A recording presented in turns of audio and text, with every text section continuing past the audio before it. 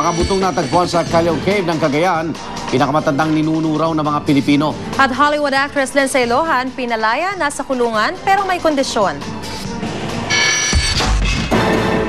Posibleng hindi na mga tabon man, kundi ang may labi ng butong ito na natagpuan sa Callao Cave sa Cagayan ang kikilalanin pinakaunang tao sa Pilipinas. Ayon kay Dr. Armand Salvador Mijares, Deputy Director at Archaeological Studies Program Secretary ng UP Diliman, iba't ibang ahensya sa ibang bansa raw ang sumuri sa buto mula lang matagpuan noong 2007.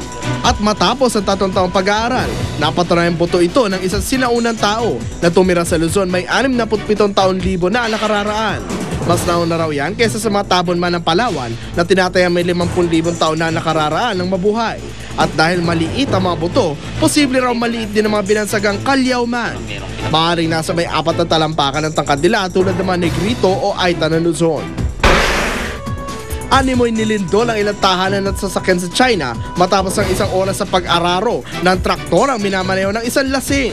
8 agad ang dead on the spot at 3 ang pumanaw sa ospital, habang 7 naman ang sugatan. Inaresto na ang driver ng traktora at posibleng masentensyahan na kamatayan sa pagwawala sa kalsada.